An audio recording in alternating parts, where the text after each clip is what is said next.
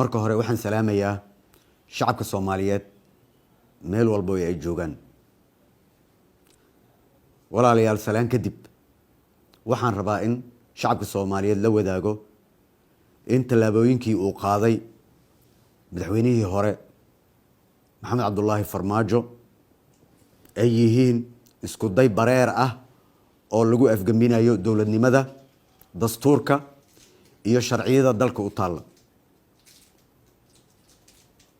Farmaajo ka sokow inuu shuruucda dalka ku xadgudbay wuxuu saaka weerar ciidan ku soo qaaday xafiisyada ra'iisul wasaaraha iyo xarunta golaha wasiirada isagoo isku dayay in uu ka horjoogsado gudashada waajibaadkoodii qaran. ujeedada uu ka leeyahay talaabooyinkan guracan ee sharciga baalmarsan waa in uu ku carqaladeeyo doorashada dalka ka socota si uu xafiiska ugu sii joogo si sharci darro ah si lamid ah isku daygii fashilmay ee bishii Abriil ee dalka lagu dumin rabay.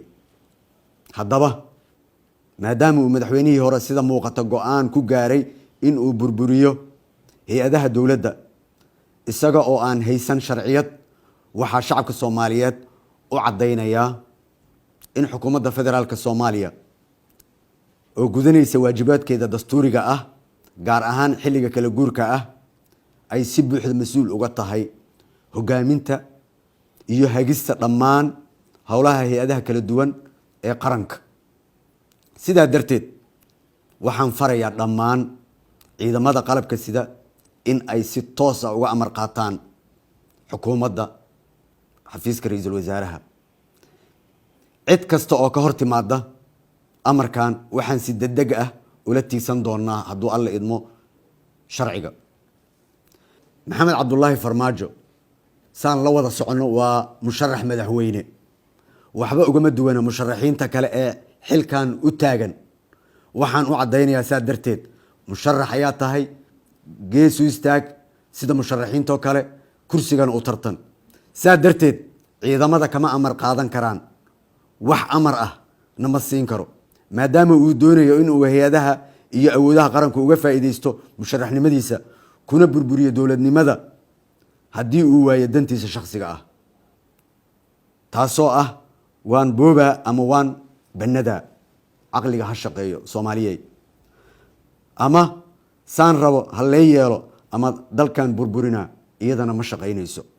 waxaan mar kale shacabka Soomaaliyeed u xaqiijinayaa in ay iga go'an tahay in ay dalka ka dhacdo doorasho hufan oo horseeda in awoodda dalka si nabad ah lagula kala wareego si looga baxo cakirnaanta siyaasadeed ee uu dalku geliyay madaxweynihii hore. aniga ka shakhsi ahaan waxaan hortiina ka cadeynayaa in aan marna u dulqaadan doonin in doorashooyinka dalka in la boobo, in la dhaco, in lagu takrifalo, in sida la rabo laga yeesho. waa doorasho ee waxa ma ahan xulasho.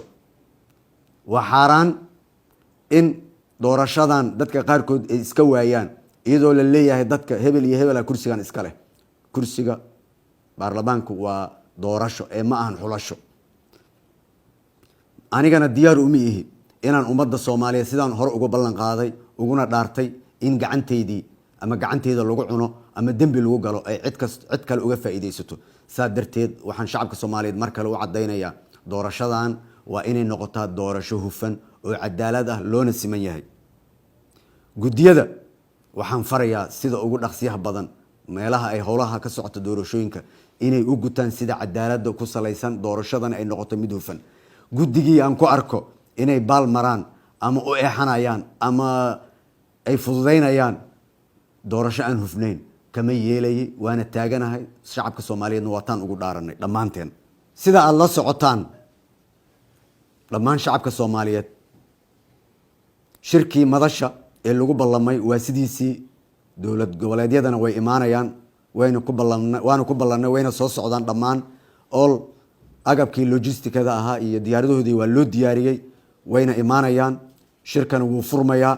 shirkaasoo looga hadlayo dardargelinta doorashooyinka, hufnaanteeda iyo dhamaystirka sida ugu dhaqsiyaha badan doorashada.